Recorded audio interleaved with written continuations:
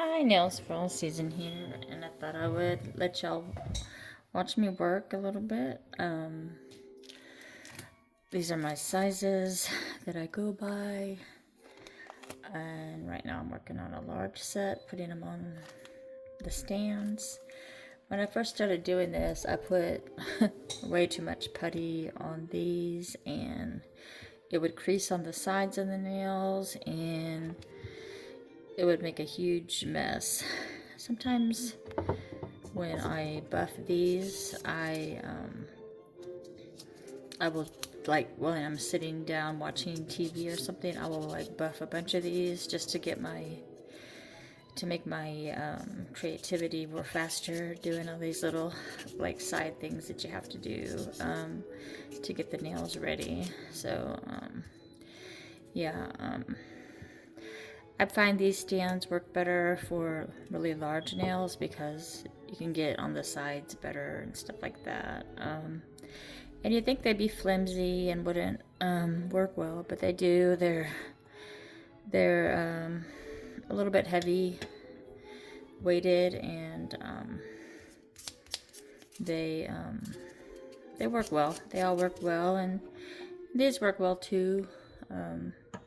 But I did find that I liked these for the larger nails because I could take them off and I could cure them one at a time without having to put the whole stand in there. So if you're thinking about making press-ons or doing a press-on business, that's what worked for me. So so I have a extra large set ready to be painted, and a large set now ready to be painted, and now I'm gonna work on some medium sets because I realized I don't have hardly any medium nails made in my shop, or small ones. I have a lot of extra small, large, and extra large. I do have some really pretty holiday, I would say wintry vibe nails for sale on my Etsy shop. But I don't have a lot of small and medium, so I'm gonna try to make sure I make an even amount of things. So I think the way I'm gonna start doing things is kind of make an assembly line. I think people do like to have the option of having some simple and neutral colors to choose from, not only the really blinged out sets. So that's what I'm working on right now, is just trying to make a little bit more variety and a little more sizes for everybody, obviously. But yeah, I have to have glasses to read that little tiny number under there. So yeah, my next set I'm gonna do is a medium set, and you can always order a set larger, but you can't get one smaller. So like my medium set will be a size 1, 5, 4, 6, 8, and you can always order the specific size from me as well. So but if it was to be like too big of a set, my nails have like several base coats and several layers of polish and top coat. So if you were to file something to make it a little bit smaller to fit you, it's not gonna crack the design or anything. So which it so that's just how I make them. I make them really strong, and I have a cosmetology license, and so I'm always on the up and up in sanitation and all that jazz. So yeah, so I just wanted to show the process of, I would say this is the the monotonous process of it all, that but it has to be done before you get into the fun creativity part of decorating and painting them. But there's always a part of your job that you're not gonna like, so I guess I would say this is it for me. So, and I'll, if I don't have any ready, then while I'm sitting here, sometimes I'll buff, like a few extra. So if I need another, just to make it not get too monotonous, I'll just do a little bit of buffing also, just to get more ready for me to process out and paint and decorate later. So you want to get this shine off of there, because that makes it the nail polish adhere better. And you even want to do it on the other side, which I do that later, and that will make your nail glue stick better to your nails when you go to put them on.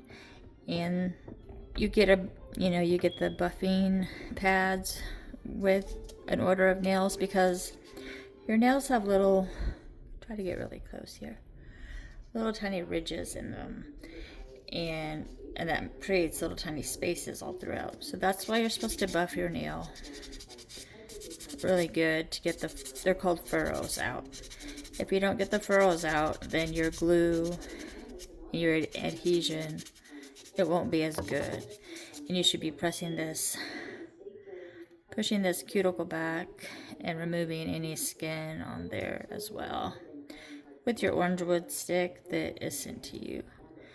And you can see how there's little bits of skin on your natural nail. I just took my polish off, so you can see even I have some cuticle that can be removed also, but my hands are in water a lot, so usually I don't do that every time, but I do for myself. But I do always buff it, especially really good. You don't want the nail to lift, You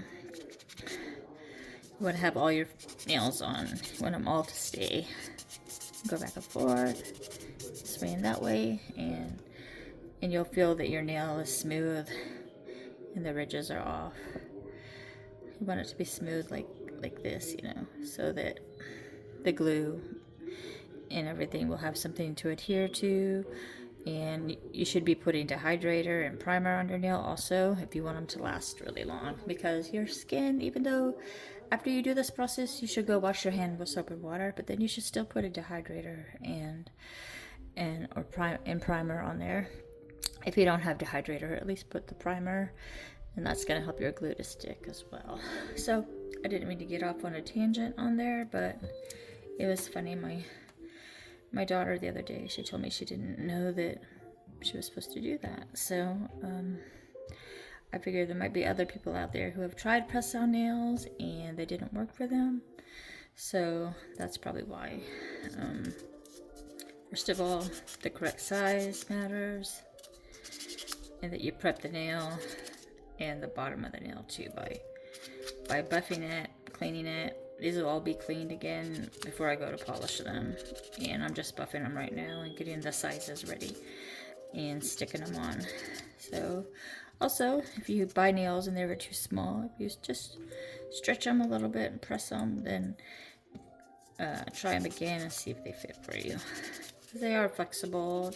The plastic's made for acrylic nails now. My press-on nails is strong and pliable, but these are going to be really strong. They're going to have, I would say, 5 to 6 coats of, or base coat gel, top coat,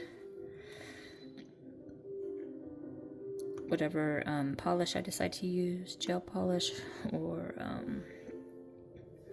whatnot, and then sometimes 1 or 2 coats of top coat as well. So yeah, so I'm just getting this, like I said, ready for the next time I come back. And it's much easier to just sit and do this while I'm watching TV or something like that, rather than when I'm working at the table. Like I want to start creating. I want to get into the groove. I don't want to have to do all these little little things. So this morning is my time to to do the things that I don't like, but you know, there's always going to be something about your job you don't like. And you just have to weigh the options. You do not have to have a cosmetology license to sell press-on nails, which is good. So, but I do, since I do have that background, I do like to add anything I can that might help your nails, if you're someone who doesn't have a license, last longer. So, yeah, so washing these and putting the dehydrator and primer, maybe even on the back of them for your clients, it might ensure that they work even better for them as well. Okay, thanks for spending time today with me, and I hope you have a great day. Bye.